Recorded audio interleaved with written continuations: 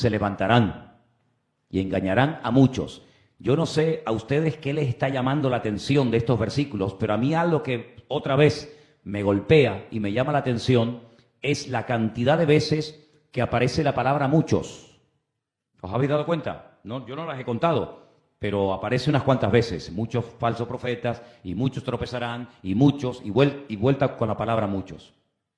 Y por haberse multiplicado la maldad, el amor de muchos se enfriará. Ahora, solamente hago un pequeño paréntesis.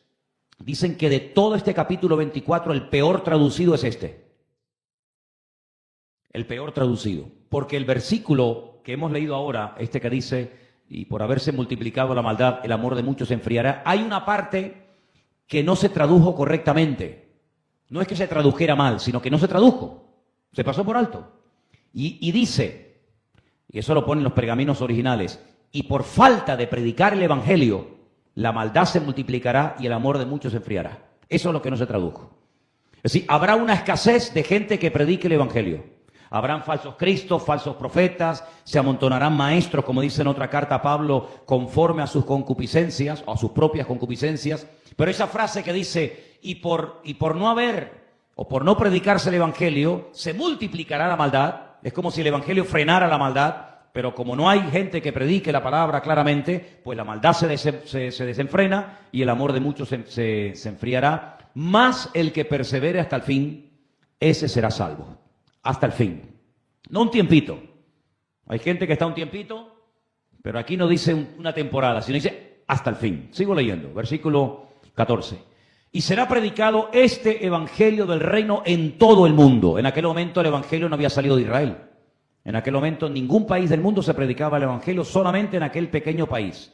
Pero dice que algún día el evangelio del reino se predicaría en todo el mundo para testimonio a todas las naciones y entonces vendrá el fin. Al principio dice, esto es el principio, no es el fin, pero ahora dice, pero en el momento en el que el evangelio se haya predicado a todas las naciones, entonces vendrá el fin. Entonces te está diciendo cuándo empieza todo esto y cuándo termina. Lo vais captando, ¿no? Bien, seguimos. Por tanto, cuando veáis en el lugar santo la abominación desoladora de la que habló el profeta Daniel, claro, entonces hay que leer el libro del profeta Daniel, porque si no, ¿qué fue lo que dijo Daniel? Bueno, y ahora pone entre paréntesis, el que lee, entienda, cuando veáis en el lugar santo la abominación de la que habló ya el profeta Daniel, los que estén en Judea huyan a los montes. El que esté en la azotea no descienda para tomar algo de su casa. El que esté en el campo no vuelva atrás para tomar su capa. Ay de las que estén encintas y de las que críen en aquellos días. Y ahora fíjate qué interesante este versículo. Dice, orad pues que vuestra huida no sea en invierno, ni en día de reposo. Es curioso, ¿no? Que podemos incluso orar para que cuando todo se ponga difícil y complicado, pues que no estemos en la estación del invierno ni en día de reposo. Bueno, ustedes saben que hay algunas prohibiciones bíblicas, algunas cosas que según la Biblia en el día de reposo no se podían hacer, pero los judíos añadieron cientos de prohibiciones más. Estoy leyendo un libro ahora que se llama el famoso Shulchan Aruch, que es el libro que literalmente significa la mesa está servida, o la mesa está puesta más o menos, y ahí te pone todo lo que los rabinos a lo largo de la historia añadieron al día de reposo, y te hacen la vida tan complicada. Solamente se podía caminar 1050 metros. Por eso dice camino de un día de reposo. En el momento en el que caminaras más de lo que habían estipulado los rabinos, ya habías quebrantado el día de reposo. Entonces vuelvo otra vez a mencionar el día de reposo. Sigo leyendo. ¿Me quedé en el qué versículo? En el 20. Voy al 21. Porque habrá entonces gran tribulación, cual no la ha habido desde el principio del mundo hasta ahora, ni la habrá. Es decir, algunos han dicho, bueno, pero siempre ha habido guerras, siempre ha habido terremotos, siempre ha habido catástrofes. Sí, pero como las que van a haber en el futuro, dice que nunca las ha habido ni las habrá. Si aquellos días no fuesen acortados, nadie sería salvo. Qué fuerte, ¿eh? Nadie. Mas por causa de los escogidos, aquellos días serán acortados. Es decir, esto va a ser algo tan difícil, tan duro y tan complicado que si yo no hiciera algo, si yo no acortara los días, nadie se podría salvar, nadie. Pero debido a que ahí están los escogidos, yo acorto los días. La pregunta obvia es, ¿y quiénes son los escogidos? Ahora hablaremos de eso también. Sigo leyendo. Entonces, si algunos dijeren, mirad, aquí está el Cristo, el Mesías, o mirad, allí está, no lo creáis. Y vuelve otra vez a lo mismo. Se levantarán falsos Cristos, falsos profetas. Y ahora mira lo que dice aquí. Harán grandes señales y prodigios. Madre mía, harán hasta milagros y prodigios y maravillas. De tal manera que engañarán, si fuere posible, aún a los escogidos. Es decir, que si pueden llegar a engañar a los escogidos, estos falsos cristos, estos falsos profetas, estos falsos predicadores, quiere decir que los escogidos están ahí. Porque si no estuvieran, ¿qué sentido tiene decir que aún hasta los escogidos pueden llegar a engañar? Sigo, versículo 25. Ya os lo he dicho antes. Así que si os dijeren, mirad, está en el desierto, no salgáis, o mirad, está en los aposentos, no lo creáis. Porque como el relámpago que sale del oriente y se muestra hasta el occidente, así será también la venida del Hijo del Hombre. Porque donde quiera que estuviera el cuerpo muerto, allí se juntarán las águilas. Inmediatamente después, mirad la palabra, después de la tribulación de aquellos días, el sol se oscurecerá. Qué curioso, ¿eh? La luna no dará su resplandor, y las estrellas caerán del cielo, y las potencias de los cielos serán conmovidas. Habla del sol, habla de la luna, y habla de las estrellas. Qué curioso que en un sueño que tuvo José, ¿se acuerdan? Él vio al sol, a la luna y a las estrellas. Qué curioso, ¿verdad? A veces cómo se repiten las cosas. Entonces aparecerá la señal del Hijo del Hombre en el cielo. La señal. No dice el Hijo del Hombre, sino dice la señal del Hijo del Hombre. Cuando Él vino la primera vez, hubo una señal en el cielo que no todos, pero algunos reconocieron y dijeron, ¡ay! Esa es su estrella. No una estrella, sino esa es su estrella. Y cuando ellos vienen de Oriente y le preguntan a Herodes, ¿dónde está el rey de los judíos que ha nacido? Porque su estrella hemos visto. Así que ellos sabían que aquella estrella indicaba su primera venida. Bueno, pues habrá en los últimos tiempos una señal que indique que Él viene por segunda vez. Y dice aquí, y entonces lamentarán todas las tribus de la tierra y verán al Hijo del Hombre viniendo sobre las nubes del cielo con poder y gran gloria. Y enviará a sus ángeles con gran voz de trompeta y juntarán a sus escogidos. Luego cuando Él viene, Él tiene que recoger a los escogidos que en aquel momento estén allí. Y dice que lo juntará de los cuatro vientos, es decir, de los cuatro puntos cardinales, desde un extremo del cielo hasta el otro.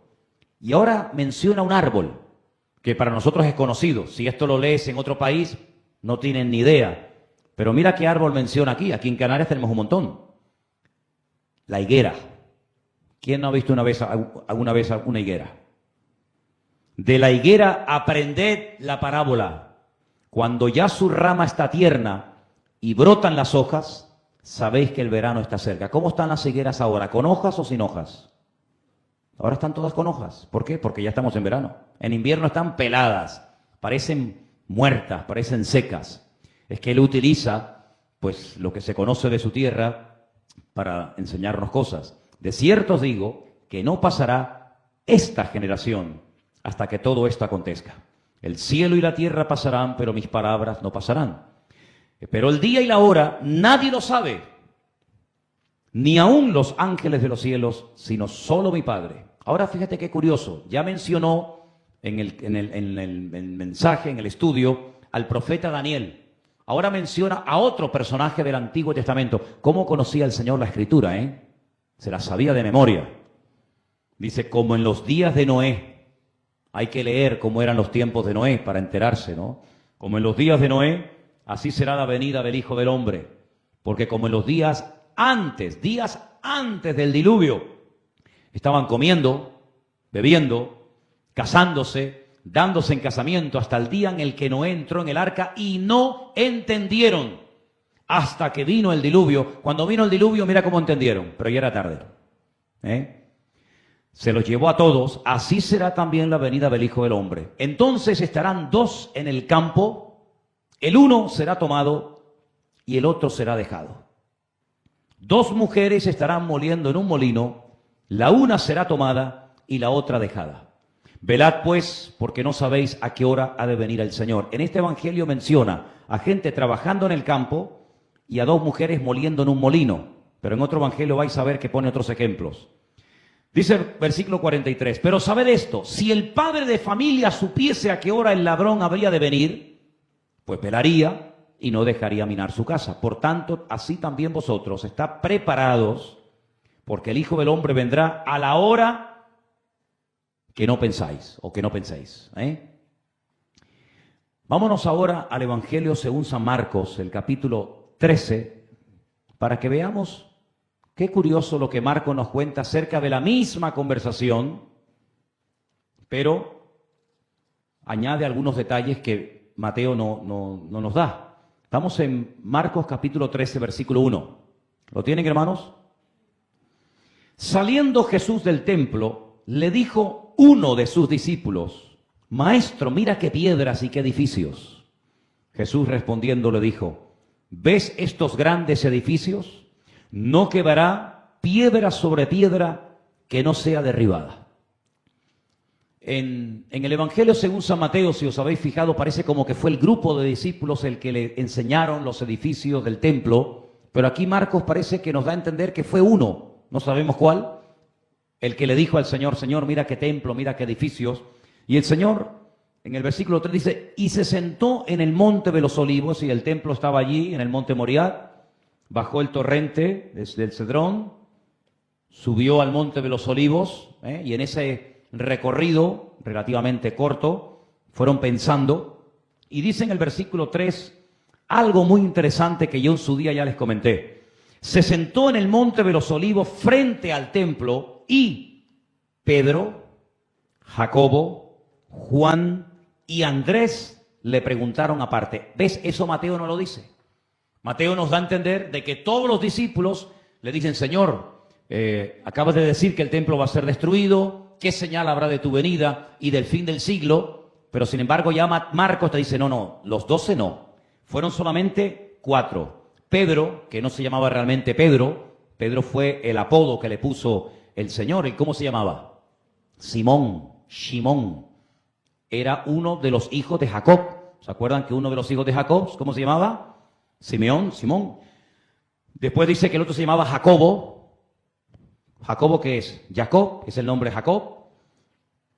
Juan y Andrés le preguntaron aparte, dinos cuándo serán estas cosas y qué señal habrá cuando todas estas cosas hayan de cumplirse. Y ahora dice, mirad que nadie os engañe, porque vendrán muchos en mi nombre diciendo yo soy el Cristo y engañarán a muchos. Y cuando oigáis de guerras y de rumores de guerras, no os turbéis, porque es necesario que suceda así, pero aún no es el fin. Se levantará nación contra nación, reino contra reino. Habrá terremotos en muchos lugares, habrá hambres y alborotos, principios de dolores son estos. Así que yo creo que todo esto que está ocurriendo y que estamos viendo cada vez más, dice que en este momento se calcula que hay 87 países en guerra. Generalmente oímos de lo que está pasando en Israel, lo que está pasando en Ucrania, pero aparte de eso, se calcula que hay 87 naciones, sobre todo por ahí, por esos países africanos donde apenas llegan noticias que se están matando unos contra otros. Y todo esto es el principio, porque se levantará nación contra nación, reino contra reino, versículo 9. Pero mirad por vosotros mismos, porque os entregarán a los concilios y en las sinagogas os azotarán. Y delante de los gobernadores y de los reyes os llevarán por causa de mí, para testimonio a ellos. Y es necesario que el evangelio sea predicado antes a todas las naciones.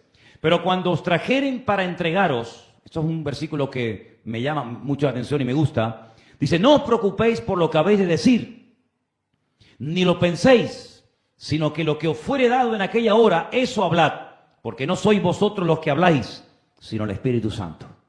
Luego el Espíritu Santo puede utilizar a una persona para hablar a través de ella, a veces dándose cuenta y otras veces ni siquiera es consciente de que el Señor está hablando a través de su vida.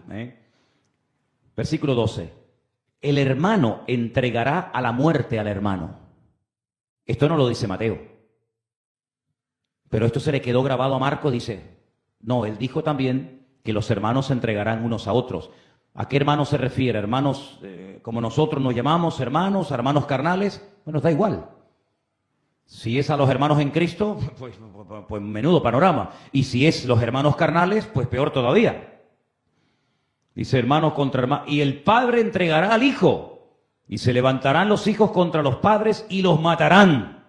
Bueno, esto puede sonar fuerte, pero en los últimos años hemos oído de casos aquí en España de hijos que han matado a sus padres, ¿o no? ¿Se acuerdan al chico aquel famoso de la katana? Se levantó un día y le cortó la cabeza al padre y a la madre, y bueno, aquello fue tremendo. Que yo no tengo 100% seguridad, pero a mí me dijeron que el famoso chico este de la katana, este que mató a un hermano que él tenía, que creo que era con síndrome de Down, y al padre y a la madre, una hermana, sí, exactamente, pues a mí me dijeron que este chico ingresó en un centro cristiano y se ha convertido. Es lo que me han dicho, pero no tengo 100% seguridad de ello, ¿no? Pero bueno, versículo 13, seréis aborrecidos por todos por causa de mi nombre. Así que te quede bien claro que si estás buscando aplausos y que a todo el mundo le caigas bien, pues quítate eso de la cabeza, porque aquí dice todo lo contrario, dice que seremos aborrecidos por todos. Pero ¿y yo qué le he hecho a este para que me hable así? ¿O qué le he hecho yo a este para que me trate de esta manera? Es que no es cuestión de lo que has hecho, es cuestión de quién eres. Dice, por causa de mi nombre. Por el hecho de ser cristiano, ya simplemente por eso, ya te van a aborrecer. Dice aquí, pero el que persevere hasta el fin, este será salvo. Cuando veáis la abominación desoladora de la que habló el profeta Daniel, pues puesta donde no debe estar, el que le entienda, entonces los que estén en Judea huyan a los montes. El que esté en la azotea no descienda a la casa, ni entre a tomar algo de su casa. Versículo 16. El que esté en el campo no vuelva a tomar su capa, mas ay de las que estén encintas y de las que críen en aquellos días. Orad, pues, que vuestra huida no sea en invierno, porque aquellos días serán de tribulación, cual nunca ha habido desde el principio de la creación que Dios creó hasta este tiempo, ni la habrá. Es decir, que podríamos decir con toda seguridad que lo peor está por venir, ¿sí o no? Pero también podemos decir con toda seguridad que también lo mejor está por venir, ¿sí o no? Lo uno y lo otro. Y si el Señor no hubiese acortado aquellos días, nadie sería salvo, mas por causa de los escogidos que Él escogió, acortó aquellos días. Marcos lo está contando como algo que ya pasó. ¿Se dan cuenta el tiempo de los verbos? Como que ya Dios hizo lo que aún no ha ocurrido. Entonces, si algunos dijere, mirad, aquí está el Cristo, mirad, allí está, no le creáis, porque se levantarán falsos profetas y harán señales y prodigios para engañar, si fuere posible, aún a los escogidos. Mas vosotros, mirad, yo os lo he dicho antes. Pero en aquellos días, después de aquella tribulación, el sol se oscurecerá, la luna no dará su resplandor y las estrellas caerán del cielo. Algunos dicen que más que estrellas son meteoritos, ¿no? Y las potencias que están en los cielos serán conmovidas. Entonces verán al Hijo del Hombre que vendrá en las nubes con gran poder y gloria, y entonces enviará a sus ángeles y juntará a sus escogidos. Vuelve otra vez la palabra escogidos, ekletos, es la palabra que aparece en griego, de los cuatro vientos, desde el extremo de la tierra hasta el extremo del cielo, y vuelve otra vez a mencionar la higuera. Cuando ya su rama está tierna, brotan las hojas, sabéis que el verano está cerca. Así también vosotros, cuando veáis que suceden estas cosas, conoced que está cerca a las puertas. De cierto os digo que no pasará esta generación hasta que todo esto acontezca. El cielo y la tierra pasarán, pero mis palabras no pasarán. Vamos a ir ahora al de Lucas, y con este pasaje, porque ahí en Lucas se cuentan una serie de cosas que curiosamente no se cuentan en ninguno de los evangelios que hemos leído. Lucas capítulo 21, por favor, y prestar atención a los detalles que este escritor tan detallista relata, porque ustedes saben que todos los evangelios y todos los libros de la Biblia son importantes y todos tienen datos muy interesantes, pero Lucas tiene una característica que a mí particularmente me llama la atención, y es que a veces cuenta cosas, se da cuenta de detalles que a lo mejor a cualquiera de nosotros se nos hubiera pasado por alto. Por ejemplo, dice que en el aposento alto había 120 personas. Fíjate tú, él se dedicó a contar a la gente que ahí había, o preguntó, oye, ¿cuántos eran el día de Pentecostés? Dice, pues 120. A lo mejor otro evangelista ni siquiera se hubiera parado en eso. Por eso Lucas dice que él indagó, preguntó, averiguó diligentemente todas y cada una de las cosas. Él va a contarnos cosas acerca de esta conversación que Jesús mantuvo con sus discípulos en el Monte de los Olivos, que no hemos leído en Mateo y que tampoco hemos leído en Marcos. Pero vamos a ver lo que nos dice Lucas. Lucas capítulo 21, versículo 5. Y a unos que hablaban de que el templo estaba adornado de hermosas piedras y de ofrendas votivas, dijo, en cuanto a estas cosas que veis, días vendrán en que no quedará piedra sobre piedra que no sea destruida. Versículo 7. Y le preguntaron, ya sabemos que fueron 4 los que le preguntaron, ¿sí? Maestro, ¿cuándo será esto y qué señal habrá cuando estas cosas estén para suceder? Y él les dijo, mirad que no seáis engañados, porque vendrán muchos en mi nombre diciendo, yo soy el Cristo, y el tiempo está cerca, mas no vayáis en pos de ellos. Cuando oigáis de guerras y de sediciones, no os alarméis, porque es necesario que estas cosas acontezcan primero, pero el fin no será inmediatamente. Eso me llama mucho la atención. Esta palabra me gusta, ¿no? No todo será así, pum, de golpe, sino despacito, no inmediatamente. Entonces les dije, se levantará nación contra nación, reino contra reino, habrá grandes terremotos y en diferentes lugares hambres y pestilencias y habrá terror. Y ahora dice algo que no había dicho ni Mateo ni Marcos, y grandes señales del cielo. Eso no lo habíamos leído hasta ahora. Cosas que vamos a ver en el cielo, que los científicos y los astrónomos dicen, ¿y esto qué es? Pues eso va a ocurrir en los últimos tiempos. Hay un versículo, dicho sea de paso, en el Antiguo Testamento, dice, no prestéis atención a las señales de los cielos, porque van a ocurrir cosas en los cielos, en el cosmos, en el universo, que van a causar pánico, terror o angustia. No tenemos que preocuparnos por eso. Versículo 12, pero antes de todas estas cosas os echarán mano, os perseguirán, os entregarán a las sinagogas y a las cárceles, seréis llevados ante reyes y ante gobernadores por causa de mi nombre, y esto os será ocasión para dar testimonio. Proponed en vuestros corazones no pensar antes cómo habéis de responder en vuestra defensa, porque yo os daré palabra y sabiduría, qué bonito, la cual no podrán resistir ni contradecir todos los que se opongan. Mas seréis entregados aún por vuestros padres y hermanos, y parientes y amigos, y matarán a algunos de vosotros. Así que a veces la gente se agarra a la familia como diciendo, bueno, ahí tengo una seguridad, y aquí te dice el Señor, cuidado, no sea que el que está contigo, o tu padre, o tu madre, o tu propio hermano, sea el que te entregue y te traicione. Así que, porque versículo 17, seréis aborrecidos de todos por causa de mi nombre, pero ni un cabello de vuestra cabeza perecerá. Eso tampoco lo hemos leído hasta ahora. Y con paciencia ganaréis vuestras almas. ¿Qué te parece? Así que la paciencia nos hará mucha falta en los últimos tiempos. Pero cuando viereis a Jerusalén rodeada de ejércitos, tampoco hemos leído eso hasta ahora. Cuando veáis a Jerusalén rodeada de ejércitos, sabed entonces que su destrucción ha llegado. Entonces los que estén en Judea huyan a los montes, y los que estén en medio de ella váyanse, y los que estén en los campos no entren a ella. Porque en estos días de tribulación porque estos días, perdón, son días de tribulación para que se cumplan todas las cosas que están escritas. Mas ay de las que estén encintas y de las que críen en aquellos días, porque habrá gran calamidad en la tierra e ira sobre este pueblo. Sobre este pueblo, qué interesante, ¿no?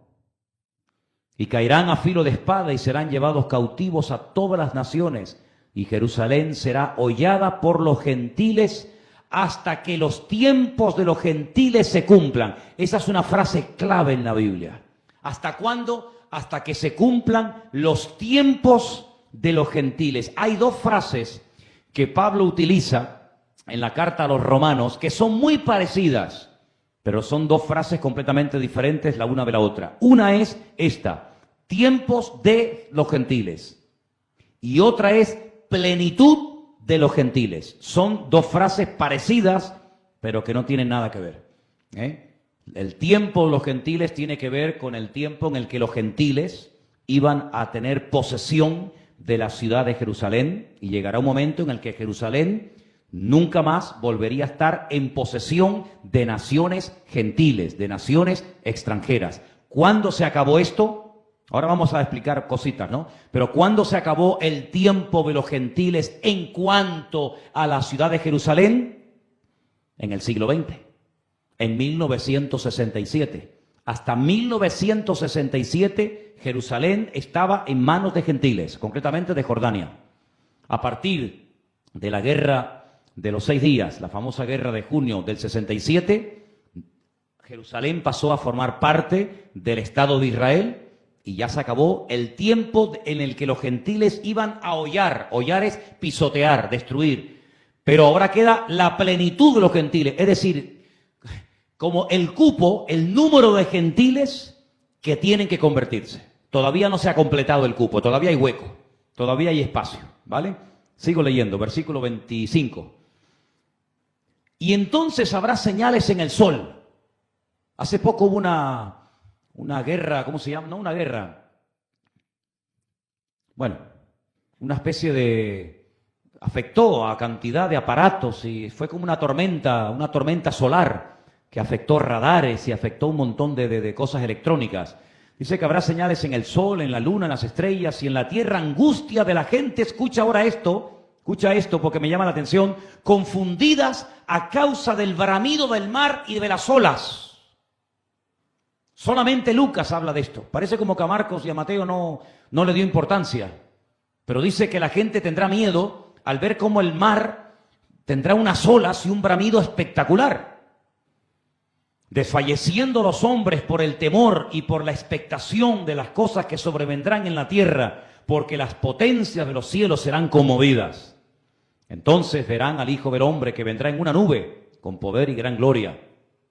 Cuando estas cosas comiencen a suceder, erguíos y levantad vuestras cabezas, porque vuestra redención se acerca. También les dijo una parábola. Mirad la higuera y todos los árboles. Cuando ya brotan, viéndolo, sabéis por vosotros mismos que el verano ya está cerca. Así también vosotros, cuando veáis que suceden estas cosas, sabed que está cerca el reino de Dios. De cierto os digo que no pasará esta generación hasta que todo esto acontezca. El cielo y la tierra pasarán, pero mis palabras no pasarán. Mirad también por vosotros mismos que vuestros corazones no se carguen de glotonería. Qué cosa curiosa que Lucas menciona esto, ¿no? Dicen que la mitad del mundo tiene exceso de peso, comen demasiado, y la otra mitad del mundo pasan hambre. Es increíble, ¿no? Dice que tenemos que tener cuidado con la glotonería, con la embriaguez y con los afanes de esta vida. Y venga de repente sobre vosotros aquel día, porque como un lazo vendrá sobre todos los que están o habitan sobre la faz de la tierra. Velad pues en todo tiempo orando, que seáis tenidos por dignos de escapar de todas estas cosas que vendrán y de estar en pie delante del Hijo del Hombre. Y enseñaba de día en el templo y de noche saliendo se sentaba en el monte que se llama de los Olivos, y todo el pueblo venía a él por la mañana para oírle en el templo. ¿Cuántos dicen amén? Ha sido una larga lectura, hemos leído en Mateo, Marcos y en Lucas todo esto. La pregunta es, ¿todo esto ya ha ocurrido? ¿Todo esto está ocurriendo? ¿O esto es algo que aún no ha ocurrido y que ocurrirá en un futuro cercano? Vamos a ver. En la Biblia hay muchos tipos de profecías. Hay profecías, por ejemplo, que fueron dadas a una persona en particular. Por eso yo digo muchas veces que uno tiene que ser muy cauto y muy prudente de apropiarse cosas de la Biblia que se escribieron para que las tomáramos como un ejemplo, como una especie de inspiración, pero no tomarnos esa profecía que fue dada a una persona al pie de la letra. Porque hay profecías que se le dieron a una sola persona. Y si sacamos del contexto esa palabra que en un momento determinado el Señor o el Señor a través de un profeta le dio a una persona en particular y tú te la apropias para ti, puedes estar apoyando tu fe y creándote una falsa expectativa o haciendo una pésima interpretación de la Escritura, basándote en algo que el Señor lo dio en su palabra, pero no para ti. Yo pregunto una cosa, ¿no habló el diablo en la Biblia? ¿No hay momentos en los que el diablo habla y lo que dice está en la Biblia?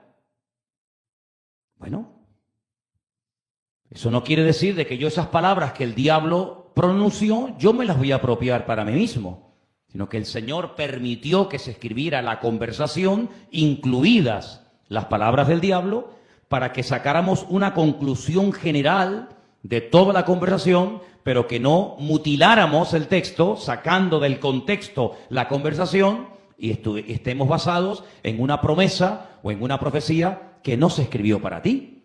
Hay momentos en los que el Señor le dice a un profeta, ve y dile que se prepare que va a morir. Ahora tú te levantas mañana, por la mañana, y como muchos hacen, Señor, háblame. Prepárate que vas a morir. Uy, ya coges una depresión, que ya estás todo el día deprimido y todo el día amargado y empiezas a llamar al padre, a la madre, despidiéndote de los hijos, vendiendo no sé qué. ¿Por qué? Porque el Señor me dijo. Y yo te digo, ¿quién te dijo? No el Señor. ¿Dónde te lo dijo? En la Biblia. ¿Dónde te lo dijo? Pues mira, aquí. Hice así, Tim Marín de Dopingüe, Cucaramácara, Titiri fue, y me dice, prepárate porque vas a morir. Pero hijo, un momento. Esto no te lo dijo a ti. No. A ver, lee, ¿a quién se lo dijo? Al rey Acab. ¿Tú te llamas Acab? No. ¿Tú eres rey? No. Entonces no te lo dijo a ti. Sigue leyendo. Y dice la Biblia que el rey Acab se humilló, se quebrantó delante del Señor y antes de que saliera el profeta le dijo, date la vuelta, por cuanto se ha arrepentido, dile que yo le prolongo sus días. Entonces, ¿cuántas veces la gente se agarra a un texto y pueden llegar a morir? Pueden llegar a ser un destrozo de su vida o de su familia porque se están basando en un texto particular y personal. Imagínate que coges la Biblia mañana y le dices, Señor, háblame, Señor, muéstrame. Y coges y te sale el versículo, sal de tu tierra y de tu parentela. ¡Hala! Pues nada, mañana me voy a una compañía aérea, me compro un billete, ¿y a dónde me voy? Señor, háblame, ¿a dónde me voy? Y dice la Biblia que Saulo se fue a Tarso o se fue a Damasco. Pues yo me voy mañana a Damasco. Es que no se puede ir así por la vida. Esa no es la forma como Dios le habla a una persona con dos dedos de frente y con un mínimo de conocimiento de la palabra. Luego hay profecías que se escribieron para personas en particular. Hay otras profecías que se escribieron para pueblos. Yo estoy leyendo en estos días profecía para Egipto, profecía para Edom, profecía para Siria. Profecía para la ciudad de Damasco. Son profecías que se escribieron a países, a ciudades. Y hay otras profecías que se escribieron para el pueblo de Israel en momentos puntuales de la historia. Y hay otras profecías que se escribieron para todo el pueblo de Dios a lo largo de la historia. Entonces tú tienes que saber ubicarte. Y tienes que saber si esto fue para antes, si esto es para ahora, si esto es para mí, si esto fue para ayer, si esto es para mañana. Eso en primer lugar. Segundo, hay profecías de doble cumplimiento, es decir, profecías que tuvieron una parte que ya se cumplió en el pasado y una parte que está por cumplirse. Y esto que hemos leído esta noche, hay una gran parte de lo que ya hemos leído que ya se cumplió. Muchas veces me han preguntado, bueno, y cuando llegamos a este pasaje que dice, y no pasará esta generación hasta que todo esto acontezca, ¿A qué generación se refiere? Y le digo, bueno, vuelve a leer. Dice, y no pasará esta generación hasta que todo... Y me vuelve a preguntar, ¿y a qué generación se refiere? Digo, pero vuelve a leer otra vez. ¿Con quién está hablando el Señor en ese momento? Con sus discípulos, bien. Y les dice a sus discípulos en ese momento, y no pasará esta generación hasta que esto acontezca. La destrucción del templo ya se produjo. Los romanos rodearon Jerusalén y la destruyeron. Rompieron el templo, rompieron las murallas, le cambiaron el nombre a la ciudad. Jerusalén no se llamó siempre Jerusalén. Después de Cristo le pusieron a Elia Capitolina. Los romanos dijeron, nunca más se volverá a llamar ciudad de paz. Le cambiaron el nombre hasta el país, para que no hubiera recuerdo en la historia de que un día hubo una ciudad llamada Jerusalén y un pueblo llamado Israel. Le cambiaron todo. Y hay muchos versículos que hemos leído donde ya se cumplieron.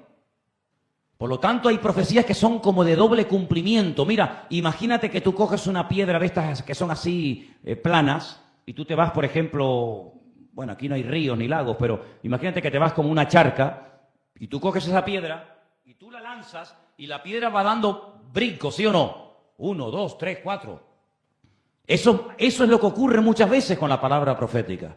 Hay partes que se han cumplido, partes que se están cumpliendo y partes que aún faltan por cumplirse. Por lo tanto, si nosotros estamos esperando que se cumpla algo que ya ocurrió, te vas a llevar una tremenda desilusión porque estás esperando algo que no se va a producir nunca en tu vida. Y si tienes que esperar algo y crees que ya ha ocurrido, te va a pasar exactamente lo mismo. Por lo tanto, lo que tienes que hacer es aprender a ubicarte en el tiempo, en la agenda de Dios. Dios tiene pactos con el pueblo de Israel. Hablo en plural, pactos, no un contrato. Yo tengo aquí un contrato, no tengo un pacto. Un pacto generalmente es un pacto que sí o sí se va a cumplir. Un contrato, entran varias personas y tienen que cumplir tanto unos como otros. Dios nunca ha hecho un contrato con nadie. Dios lo que hace son pactos. Hizo un pacto con Abraham, hizo un pacto con Noé, hizo un pacto con David, hizo un pacto con Israel. Entonces Dios tiene unos pactos, es decir, Dios empeñó su palabra. Y Dios le prometió, le juró, mejor dicho, a David que nunca faltaría un varón de su casa, de su descendencia, que se sentara sobre el trono de Israel. Dice, y reinará sobre la casa de Israel o de Jacob para siempre. Pero claro, tú dices, pero bueno, ¿cómo se va a cumplir esa profecía dada a un hombre, ese pacto dado a un hombre, si los reyes tenían un tiempo y morían? ¿Por qué dice que David tendría un rey que reinaría para siempre? Porque hay uno que no morirá nunca, sino que será rey eternamente. ¿Y quién es? El Señor Jesucristo. Él es el único que puede reinar para siempre. David reinó 40 años, Salomón 40 años, Roboam otro tanto, Jeroboam otro tanto, Usías otro tanto, y hubieron docenas de reyes, pero hay uno que dice que su reino no tendrá fin, porque su reino es un reino eterno. ¿Cuántos dicen amén? Entonces, ¿qué es lo que ocurre? La palabra de Dios nos enseña que el templo de Jerusalén, que en este momento no existe, que no se ha vuelto a reconstruir en 2000 años, se va a volver a reconstruir. Se va a volver a reconstruir ese edificio. La pregunta es cómo y cuándo. El dónde está claro porque solamente se puede reconstruir allí. ¿Cuándo? No lo sabemos. Lo que está bien claro es que ese templo se va a volver a reconstruir. Sería entonces el tercero, ¿sí o no? El primer templo lo construyó Salomón, lo destruyeron. El segundo templo lo construyó en los tiempos de Nehemías, Esdras y Zorobabel. Los romanos lo destruyeron. Curiosamente, lógicamente no el mismo año, pero el mismo día y el mismo mes. El 9 del mes Av, entre julio y agosto, se destruyó el primer templo y el segundo templo se volvió a destruir el 9 del mes Av. Más o menos, otra vez, repito, entre julio y agosto. Se va a volver a reconstruir un tercer templo, que dice la palabra de Dios que nuevamente va a ser profanado. Entonces, lo que va a ocurrir en los últimos tiempos es que se va a producir lo que la Biblia llama el tiempo de angustia de Jacob. Nuevamente estamos oyendo otra vez, todos los días, hablar de naciones de la Biblia. Hemos oído hablar estos días muchísimo de Egipto, ¿sí o no? Hemos oído hablar de Gaza, y tú dices, Gaza, ¿dónde vivían los filisteos? ¿Dónde vivían los filisteos en los tiempos de la Biblia? Los filisteos vivían todos en la costa. Vivían en Gaza, vivían en Ascalón, vivían en Asdod, vivían en Ecrón y vivían en Gat, 5 ciudades, allí en la costa mediterránea. Aquella era la zona de los filisteos. Nuevamente estamos oyendo hablar, día sí, día no, de Gaza, de Askelón, hemos oído hablar de Beersheba, estamos oyendo hablar de Jerusalén, estamos oyendo hablar de Israel. ¿Por qué? Porque la Biblia nos enseña que en los últimos tiempos entraría un tiempo de apretura, un tiempo de tribulación, un tiempo de dificultades para el pueblo de Israel. Y estamos viendo cómo cada día, cada vez se habla más y más y más y más y más de Israel. Y ahora hay como una obsesión. Hoy desapareció un avión, el otro día por equivocación tumbaron otro con 300 civiles dentro. No hace mucho tiempo también desapareció uno que todavía se preguntan si cayó en el mar, si lo secuestraron, si lo llevaron a no sé qué sitio. Y vamos a ver cómo cada día la maldad va a ir en aumento. Hemos visto en las últimas semanas efectos de nuevas drogas que el hombre inventa, porque la Biblia dice que en los últimos tiempos habrá inventores de males. Gente que le da la cabeza y dice, bueno, si juntamos esto con esto y esto con esto y se lo damos a uno a ver qué pasa. Y estamos viendo cómo están inventando nuevas drogas, inventando nuevos efectos, que da la impresión como que ya estaba todo en el mundo de la droga inventado y parece como que estamos todos otra vez diciendo, madre mía, pero esto es una cosa increíble, y todo es una de las señales de los últimos tiempos.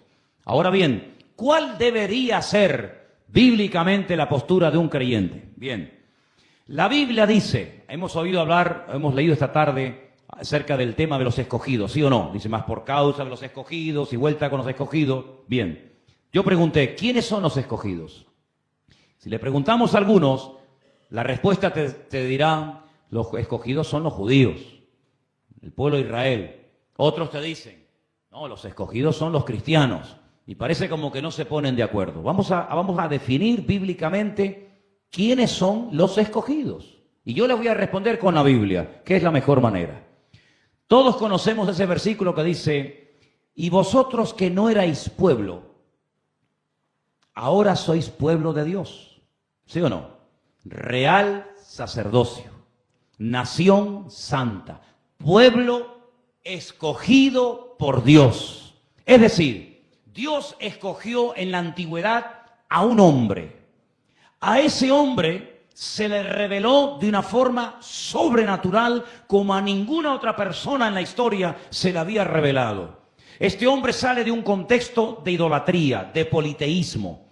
Sale de su cultura, sale de su tierra, sale de su religión, sale de su familia y emprende un viaje por lo que se conoce como el nombre de la creciente fértil, que es esa media luna donde estaban los parajes de agua y donde estaban los ríos y los oasis. Y él sale del oriente y va hacia el occidente, me refiero al patriarca Abraham, y por el camino Dios le va revelando que algún día él va a recibir, él y su descendencia, una tierra que será para él para siempre. Que todas las personas que a él lo bendigan serán bendecidas. Y a todas las personas que se le ocurra maldecirle serán maldecidas. Este hombre va descubriendo a Dios. Y este hombre llega a convertirse en el famoso patriarca Abraham, el padre de multitudes. Tuvo un montón de hijos. Esto mucha gente no lo sabe. La gente piensa que tuvo un hijo con la criada egipcia llamada Agar, que tuvo a Ismael, y a otro hijo con su mujer llamado Isaac, y para de contar. No, Abraham tuvo un montón de hijos. No con Sara solamente tuvo uno, pero cuando él queda viudo, cuando él entierra a Sara, él vuelve otra vez a casarse, algunos dicen que con Agar, y él tiene un montón de hijos, que les da fortunas, les da cosas, y dice que los manda lejos, para que no peleen con su hijo Isaac. Muy bien. Las tierras que recibieron los descendientes de Ismael son inmensas. Los miles y miles y miles y millones de kilómetros cuadrados que tienen los descendientes de Ismael son tremendas. Pero a su hijo Isaac le dio un trocito de tierra llamado Canaán, o llamado la tierra prometida o llamada Israel, o póngale usted el nombre que quiera. En esa tierra dice que nacería el Mesías, ¿bien? Que sería un descendiente de Abraham. Cuando nace el Mesías, la intención es que a través de su pueblo evangeliza al mundo, pero su pueblo se niega, su pueblo lo rechaza. A los suyos vino y los suyos no quisieron recibirlo.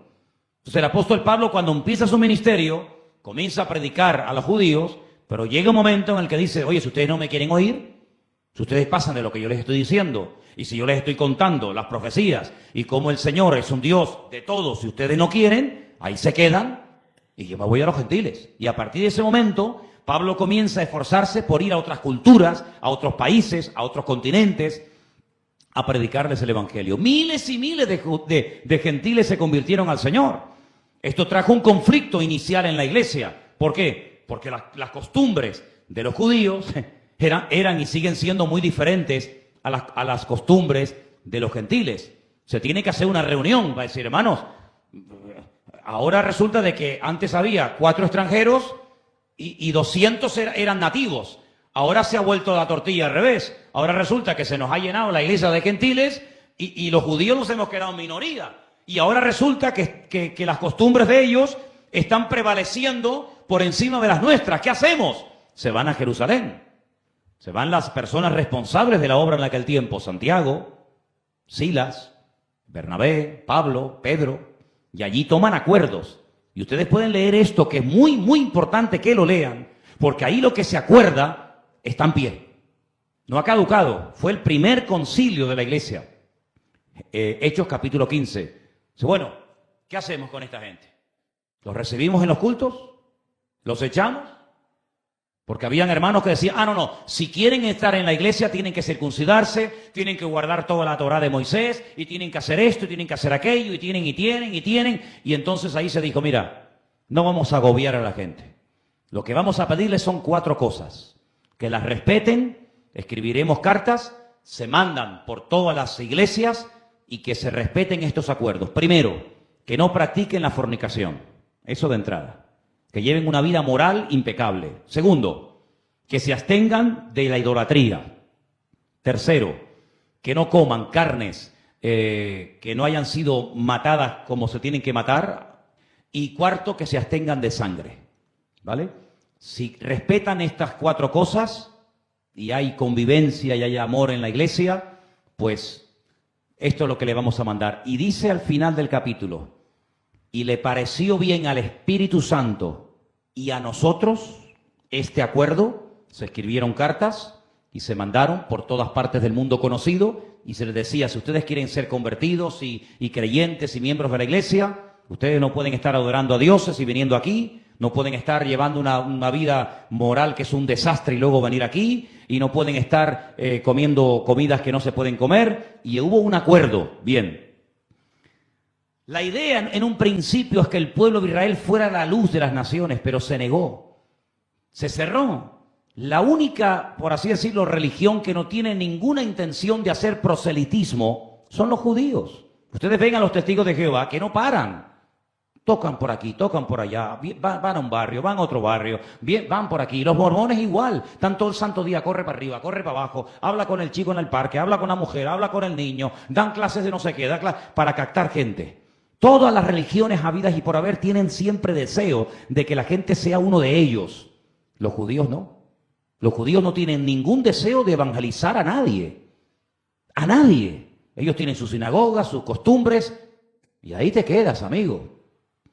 Sin embargo, esa no era la voluntad de Dios.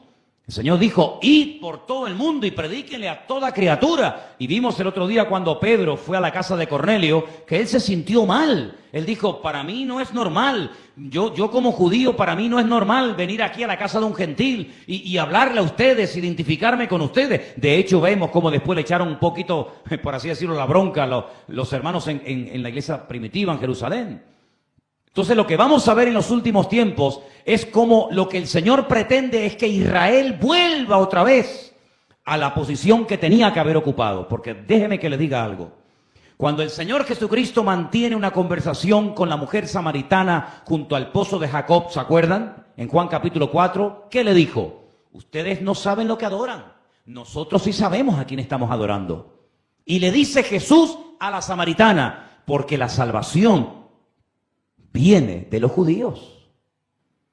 Los samaritanos y los judíos, ¿por qué se llevaban mal? Porque llegó un momento, un rey, en el que dijo, ¿cómo? Que 3 veces al año tienen que ir la gente de mi pueblo, de mi tierra, a Jerusalén, y allí levantar la nostalgia, y allí van a hacer amistades, y allí van a enamorarse. De eso nada. Yo voy a poner aquí 2 becerros de oro, no 1, 2, y les voy a decir, estos son vuestros dioses. Y ahí se produjo una división.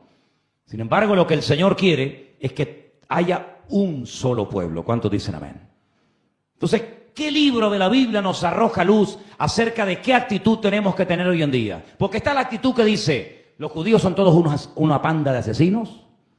Luego están los otros que dicen, pobrecitos palestinos que están todo el día recibiendo caña y todo el mundo les da leña. ¿Cuál es la postura bíblica? La postura bíblica es la siguiente. Ustedes tienen que leer detenidamente, pero no así, boom, de sopetón, sino despacito, cada noche antes de acostarse, un par de capitulitos del libro de Ruth. Ustedes van a encontrar en ese libro cosas muy interesantes. Hay una mujer llamada Noemí, conocéis la historia, ¿verdad? Casada, con hijos, que está viviendo en el lugar donde años más tarde nacería el Mesías. ¿Dónde era? En Belén de Judea, Betlehem, la casa del pan. Hay hambre, no hay trabajo, hay necesidad, y tiene que emigrar al extranjero, a Moab. Y allí sus hijos se enamoran de moabitas, de mujeres que no son del pueblo de Israel, y se casan. Uno se casó con Orfa y otro se casó con Ruth. Pero ¿qué ocurre? El marido muere, los hijos se mueren y se quedan Orfa, Ruth y Noemí, la suegra y las 2 nueras, más solas que la una. Ruth dice, me vuelvo a mi tierra, me vuelvo a mi país. Y cuando ella se va, las nueras van detrás de ella. Y Noemí se le queda mirando y le dice, yo no tengo más hijos, si no vengan detrás mío, porque yo soy una mujer ya mayor, no tengo hijos, y aunque tuviera hijos pequeños, ¿ustedes estarían dispuestos a esperar a que crecieran para casarse con ellos? Vuelvan a su tierra, vuelvan a su familia y rehagan su vida, porque yo ya no tengo nada que ofrecerles. Orfa se da la vuelta y se va. Pero Ruth le dice, yo no me voy, yo no te dejo. Donde tú vayas, yo iré contigo. Tu pueblo será mi pueblo. Tu Dios será mi Dios. Y solamente que la muerte nos separe. Y ahí se van las 2 viudas, Ruth y Noemí, a los campos de allí otra vez.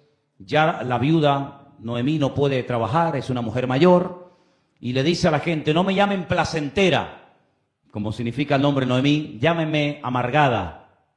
Se cambia el nombre. Y Ruth se va a los campos a trabajar para poder atender a su suegra. Y dice la Biblia que allí conoce a un señor llamado Booz, ¿sí o no? Que es un hombre que tiene un montón de campos y un montón de tierras, y se enamora de ella. Y qué curioso. ¿Y quién era la madre de Booz?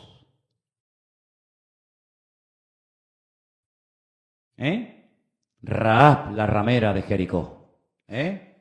Rahab se casó con Salmón, ¿verdad? Y tuvo a Booz. Y Booz se casa con Ruth. Muy bien. Y Ruth comienza a atender a su suegra.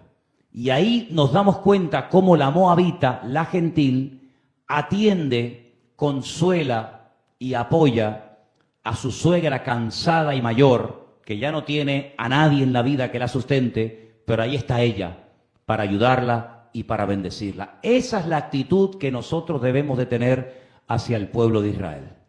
No es que todo lo que los judíos hacen está bien. No, tampoco vamos a caer en ese fanatismo. Hay cosas que no están bien. Pero nosotros no tenemos que ver lo que nos pone la televisión. Nosotros lo que tenemos que ver es lo que pone la Biblia. Y la Biblia nos enseña que Dios tiene un pueblo que Él escogió, pero cuidado, no lo escogió por ser el mejor. Dice, no te confundas. Yo no os escogí a vosotros por ser los mejores. Yo os escogí a vosotros porque nadie os quería. Y porque lo que yo hago por vosotros no lo iba a hacer nadie. Y estoy leyendo el libro de Ezequiel, que es impresionante. Dice, vosotros me habéis dejado a mí y habéis adoptado a otros dioses, pero ni siquiera con esos dioses estáis cumpliendo. Así que ni siquiera cumplís con esos dioses y tampoco estáis cumpliendo conmigo. Si Dios escoge a un pueblo de dura cerviz, apuntad las veces que aparece en el libro de Ezequiel, háblales, no te van a oír, pero para que no digan que nunca hubo un predicador o un profeta entre ellos, tú háblale, no te van a hacer ni caso, y haz esto, y lo tiene 3 años durmiendo velado, y después otro año durmiendo de otro lado, y le hace hacer un montón de cosas, dice, no te van a hacer ni caso, porque son casas rebeldes, pero nunca podrán decir, no sabíamos cuál era la palabra de Dios. Entonces lo que el Señor quiere en los últimos tiempos es tratar con ese pueblo de tal manera, y aunque suene fuerte, que se vean con la soga hasta el cuello. Y que no les quede más remedio que pedir ayuda al único que nunca los ha abandonado, que es al Señor Dios Todopoderoso. Y llegará un momento en el que Israel será atacado por todos lados. Porque Israel está rodeado de enemigos. Fíjense que por primera vez en la historia desde que el Estado de Israel se fundó, ayer se cerró el aeropuerto internacional de Ben Gurión en Tel Aviv. Ni salían ni entraban aviones, solamente la compañía El Al, porque bueno, tienen unas cosas que pueden defenderse, digamos, de los misiles y todo eso. Pero qué curioso, ¿no? Pero no solamente tienen enemigos en Gaza, es que no te olvides que también tienen enemigos en el norte, y tienen enemigos por el este, y tienen enemigos por todas partes. Y llegará un momento que un pueblo tan chiquito, con tan pequeña población, se verá con la soga al cuello, y ahora es el momento de orar más que nunca por nuestros hermanos y pedir que Dios los proteja y pedir que Dios los ayude. Porque antes de que venga el Señor, vendrá el tiempo de angustia de Jacob. Y hermanos, llegará un momento en el que el pueblo de Israel no tendrá ayuda. Mira, tú sales a la calle y hablas de los judíos y de los palestinos, y siempre la gente, ¿quién apoya? Es algo innato, es algo que la gente como que lleva dentro. Es algo como que el judío es un asesino, el judío... Pero claro, a mí me gustaría saber cómo reaccionarías tú si tienes a un vecino que cada vez que tu niño sale a la calle a jugar o va al colegio, le tira una piedra en la cabeza, le roba la cartera, un día le prenden fuego a las manos de tu niño, otro día te pinchan las ruedas del coche, otro día te tiran basura en la puerta de tu casa, y así un día, y otro día, y otro día, y otro día. Pero si a tu niño le hacen la más mínima cosa, y ahí va la madre al colegio a echarle la bronca a la maestra, y no le han hecho nada. Bueno, pues en estos días cientos y cientos y cientos y cientos de misiles han estado lanzando desde esta parte al otro lado, que también hacen daño, y llega un momento en el que lógicamente se hartan, se cansan y dicen, basta ya. Y lógicamente, en toda guerra o en todo conflicto, nadie gana, todo el mundo pierde, siempre hay paga justo por pecador, como se suele decir. Pero nuestra postura como creyentes es orar por lo que Dios quiere que oremos. A mí la Biblia me dice, me ordena, mejor dicho, orad por la paz de Jerusalén. A mí me ordena Dios, mi Dios a mí me ordena, me exige, orad por la paz de Jerusalén. A mí mi Dios no me ordena, orad por la paz de Gaza. Ah, ¿no puedo orar por Gaza? Sí, claro que puedo orar, pero si no oro no pasa nada. No es un mandamiento bíblico, pero sí es un mandamiento bíblico, orad por la paz de Jerusalén. Qué curioso, ¿no? Leía hoy, decía, si los de Gaza, los de Hamás, no los de Gaza, los de Hamás, dejan de disparar, pues se detiene todo. Si Israel deja de defenderse, deja de existir. Es una gran diferencia. Israel utiliza sus armas para proteger a la gente. En Gaza utilizan a la gente para proteger a sus armas. Qué diferencia tan grande, ¿no? Es increíble. Nosotros hemos estado en Israel unas cuantas veces y hemos, entre comillas, vivido en una mínima proporción lo que estamos diciendo. Cuando fuimos a Hebrón, ¿visteis lo que se cuece allí? ¿Visteis la tensión que hay allí dentro? ¿Viste cómo en 5 minutos se puede armar un follón que tú no te puedes ni imaginar? Nuestra actitud, ¿cuál debe ser? Señor, ábrele los ojos para que te vean a ti, para que te reconozcan a ti y para que sepan que el único que no les va a fallar y que quiere bendecirnos eres tú, Señor, que diste su vida por ellos.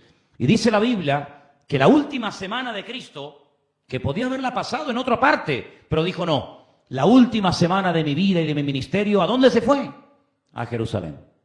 Tuvo toda la semana en Jerusalén. Fue al templo, salió del templo, fue al Monte de los Olivos. Este mensaje de Mateo 24 o de Lucas 21 o de Marcos 13 lo dio allí una semana entera. ¿Qué hace en Jerusalén? Permite que lo crucifiquen. ¿Qué hace en Jerusalén? Resucita al tercer día. ¿Qué ocurre en Jerusalén? Después de la ascensión, Él derrama de su presencia de una forma abundante, de tal manera que los que se habían mantenido fieles comenzaron a recibir una capacitación sobrenatural, un poder de Dios alucinante, que fueron por todas partes del mundo predicando el Evangelio, ¿os acordáis? Dice que todos recibieron la llenura del Espíritu, comenzaron a hablar en otras lenguas y no había quien los parara a esa gente. ¿De dónde ascendió el Señor? De la ciudad de Jerusalén. ¿A dónde viene? Porque podía decir, bueno, pues me voy a Hawái, me voy a Tacoronte. ¿A dónde quiere volver el Señor? ¿Y dónde quiere vivir el Señor? Pues dice la Biblia que vuelve otra vez a Jerusalén. Pero Señor, si allí te mataron, si allí te crucificaron, si allí no te quieren, pues vuelve otra vez a Jerusalén. ¿Y dónde pone su sede de gobierno? ¿Desde dónde gobiernan las naciones durante el milenio? ¿Desde dónde? Desde la ciudad de Jerusalén. Y dice la Biblia que todos los años tendrán que subir las naciones que hubieran sido salvas. ¿A dónde? A la ciudad de Jerusalén. ¿Por qué? Porque el Señor se ha empeñado en decir, en esta ciudad es donde yo quiero poner mi gloria. Y dice la Biblia que cuando le vean venir aquellos que le crucificaron, aquellos que le maltrataron durante meses, harán lamentación por él.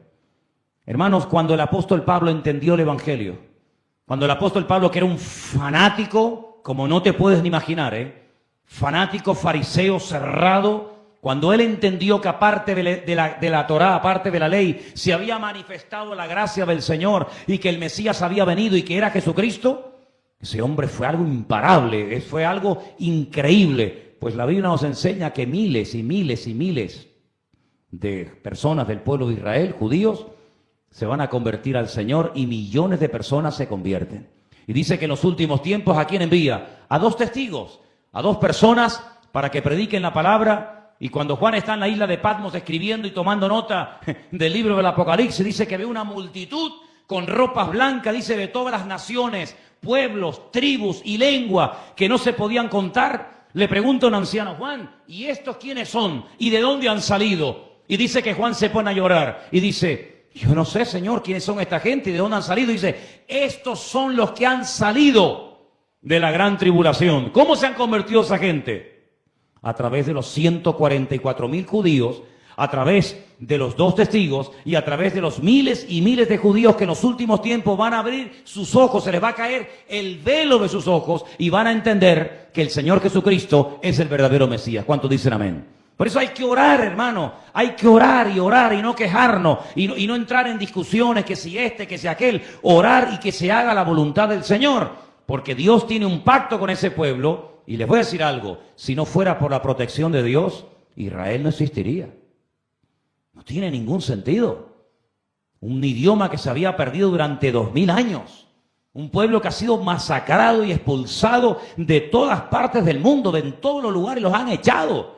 Y que el Señor los levantara y ahí los tenga, es un auténtico milagro. Y allí tenemos hermanos nuestros. Allá hay creyentes, allá hay iglesias, allá hay pastores, allá hay predicadores, allá hay gente que se juega la vida por servir y por predicar el Evangelio.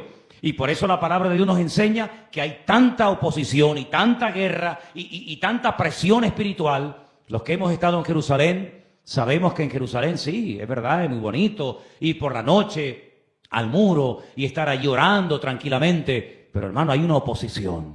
Se nota que es como una olla a presión, una tensión que en cualquier momento eso puede explotar. Pero sabemos que el Señor tiene sus ojos abiertos de noche y de día, desde que empieza hasta que termina el año. Y nuestra obligación es orar. ¿Por qué? Porque estamos más cerca que nunca de la venida del Señor. ¿Cuántos dicen amén? El Señor viene pronto. No podemos saber el día, no podemos saber la hora, pero hermano, estamos comenzando a ver como cosas que no habían ocurrido nunca o en una proporción terrible están ocurriendo. Ya a la gente le da miedo hasta salir de vacaciones y salir a volar. Dice, bueno, si yo voy a una guerra, normal que a lo mejor me disparen o me maten, pero ir en un avión tranquilamente y de repente que tumben el avión. Hermanos, hemos leído de pánico, hemos leído de terror, hemos leído de angustia, hemos leído de miedo. ¿Por qué? Porque en los últimos tiempos la única esperanza, la única confianza y la única seguridad que tendremos es agarrarnos al Señor Jesucristo. Él es nuestro amparo y nuestra fortaleza. Él es mi luz y mi salvación. Caerán por un lado, caerán por otro lado, pero nosotros, el Señor, nos protegerá de una forma sobrenatural. ¿Cuántos dicen amén? Y quiero solamente poner 2 ejemplos y termino. Cuando el pueblo de Israel estaba en Egipto, los egipcios los odiaban, hermanos. Los egipcios los tenían como esclavos, les masacraban, les arruinaban la vida. Y comenzaron a venir las plagas y los juicios de Dios. El Señor dice que marcó una diferencia. Dice que en las casas de los egipcios había tinieblas. Dice que se podían palpar, no podían ni caminar. Y en las casas de ellos dice que había luz. Cuando llegó la última noche, dice que en unas casas había muerte. Mientras tanto, estos saltaban y gozosos cruzaron el mar rojo. ¿Por qué? Porque el Señor siempre marcó una diferencia. Vemos que Dios siempre ha protegido a su pueblo y nosotros somos su pueblo. ¿Cuántos dicen amén? Hemos sido injertados en el olivo, que es Israel. Y el segundo ejemplo es el diluvio. Noé pasó por el diluvio. Tuvo que prepararse, cuidado, No es que Noé de la noche a la mañana, Noé tuvo 120 años trabajando, involucró a sus nueras, involucró a sus hijos. Cuando todo estaba terminado, preparado, dice la palabra de Dios que el Señor cerró la puerta. ¿Pasó o no pasó por el diluvio Noé? ¿Se mojó? ¿Le pasó algo? No. Pasó por el diluvio, el arca se movió. Fuera que había muerte, fuera que había destrucción. Noé pasó por el diluvio. Cuando abre la puerta, se encuentra un cielo y una tierra nueva. ¿Por qué? Porque puso su confianza en el Señor. Así será en los últimos tiempos. Dios hará grandes cosas entre nosotros. ¿Por qué? Porque dice la Biblia que donde abunda el pecado, sobreabunda la gracia. Vamos a comenzar a necesitar ver milagros. Vamos a comenzar a ver cosas que ojos nunca vio, ni oído oyó, ni siquiera la mente se ha podido imaginar. ¿Por qué? Porque, hermanos, los últimos tiempos serán tiempos difíciles, tiempos de guerra, de rumores de guerras, pero el Señor ha dicho, yo estaré contigo todos los días hasta el fin del mundo. Y podemos confiar de que el Señor es nuestro pastor y que nada nos faltará. ¿Cuántos dicen amén? Así que no tengamos temor. Dile a que está a tu lado, no tengas nunca temor. No pierdas los nervios. Confía en el Señor. El Señor sabe lo que hace. Díselo. El Señor sabe lo que hace. Aleluya. Bendito sea tu nombre, Dios. Hermanos, vamos a orar. Medite en estas porciones que hemos leído esta noche. Piensa en ellas. No se lamente, no se queje. Dígale, Señor, aumenta, Señor, mi confianza en ti. Es el tiempo de depender solamente del Señor. Es el tiempo de confiar solamente en Él y en su palabra, en nadie más. Dice la Biblia, bienaventurado el varón cuyo Dios es el Dios de Jacob. Nosotros estamos en el verdadero, en Jesucristo, su Hijo amado. Nosotros tenemos su palabra, que es viva, que es eficaz. Y podemos confiar que el Señor nunca, jamás nos abandonará. Y queremos orar esta tarde, como dice la palabra, por la paz de Jerusalén, y por ese país y por nuestros hermanos en aquel lugar. Padre, en el nombre de Jesús, te damos gracias en esta tarde por tu palabra. Te damos gracias por la instrucción y la enseñanza que tú traes a nuestra vida. Señor, te pedimos que se haga tu voluntad, Señor. Tú sabes todo lo que ocurre en todas las naciones de la tierra. Tú eres el que quitas, el que pones, el que impides, el que permites. Te rogamos sobre todo, Señor, por tus hijos, nuestros hermanos, allí, Señor, en Jerusalén, en todas las ciudades de ese país, en todas partes donde hay un hijo de Dios, protégelo, Señor. Cuídalo, Señor. Cuida de su casa, cuida de sus hijos, cuida de todo su ser, Padre. Sabemos, Señor, que los últimos tiempos serán tiempos difíciles, tiempos, Señor, de angustias, de temores, de persecuciones, de tantas barbaridades, debido al egoísmo, debido al pecado del hombre. Pero, Señor, gracias a ti, gracias a tu palabra, podemos confiar en un Dios de poder. Aleluya. Bendícenos, Señor, en esta parte del mundo, que la paz nunca se vaya de nuestros hogares. Bendice nuestras casas, nuestros hijos, nuestras familias. Cuídanos de todo mal, Señor Jesús. Tú eres nuestro escudo, tú eres mi luz y mi salvación, por tanto no temeré lo que me pueda hacer el hombre. Bendice, Señor, nuestras vidas, suple nuestras necesidades y glorifícate en estos tiempos, Señor.